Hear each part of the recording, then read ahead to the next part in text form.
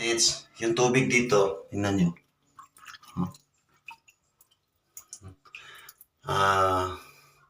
Yung locator ko is papunta na dun yung locator. Yung stopper o shell. Si shell level sa tubig. Itong shell, naka-level dyan o. Naka-level dyan sa butas. So, para sa akin is dyan ta stop pa-drip tayo. So, yung locator ko is pag ganun. Pagpunta sa butas. Tapos hindi na siya iikot. Ito, dinitikot to ng decoy na bato na may content mineral, mataas yung content mineral, at saka may guldas na nakadikit. Dito nagdetect siya, decoy. Yung hapon kasi, pag letter L, kakaramihan, letter L, tapos, yung dito, para dumiritso yung treasure hunter, may decoy nilagay dito para umikot dito sa baba.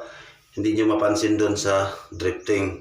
Pero ako nagtaka ako kasi may butas, tapos yung mga bato doon is hindi nagkadikit-dikit, parang sinadyang nilagay doon, parang tambak ng naghukay sa ilalim ba, nilagay dito, tapos nabutas, so nakita niyan. So doon pa din papunta yung locator. So parang 85% nga andun yung digging spot namin sa sunod drifting. So dito sigurado akong decoy ito, diniti ko to ng decoy na bato or decoy na may guldas. So malakas siya. So bukas ditikin ko pa din to ng anong tawag nito, pendulum. Bala ko ng decoy din para mapuin siya kung iikot ba siya or hahatak ba dun sa butas na nakita namin. Okay? So malakas yung deposito ng tubig dyan. Sigurado ako nasa tubig yung item natin na hinahanap. Yan kasi mga seashell, maraming seashell doon na nakuha namin. Oh, malalim na yan oh. Di ba? Malalim na talaga yung hukay. 18 feet. Ano? Yung papa ko lang isa naghukay dito. Oh. Malalim. Okay, mga guys, akyat na ako.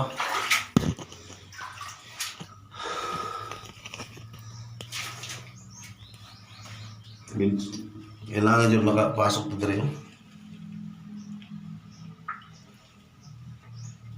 Karena padir mo eh. Ini padir dyan eh. Ini. Padir nih. Harang nih. Tubig ang pugan nih. Tubig. Ini. Tubig pugan nih. Makuha ni mo nih. Wash out ang tubig nih. Puno diretso. Para sa albor. Hinyan ako sila ng tubig. Volume sa tubig Padayon. Awa di.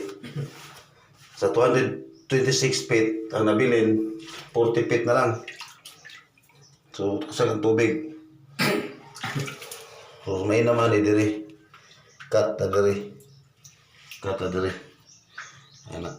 Igo mga sud ang tao. Nung kayo kahoy ito ako idamba. Kaya bisod na sa ko. Asa ipagutang man eh.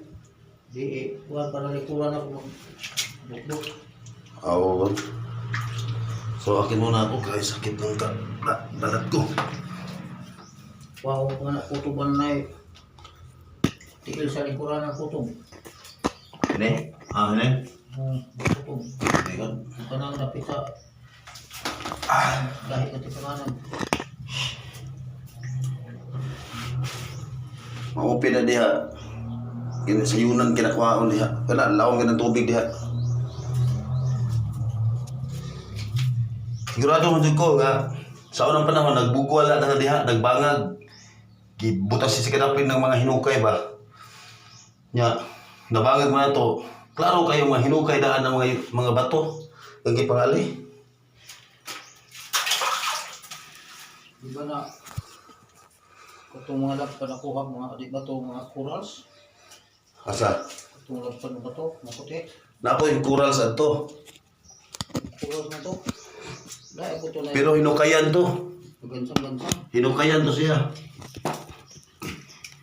Mga hukay ito ba nga nakakuha sa lalo niya gipang butare. Nya nabang mo ito na kay ang tubig ngita yung agyanan. Oh, lalim mo. Lalim. Dini. Ano. Ni. What's up? Oh.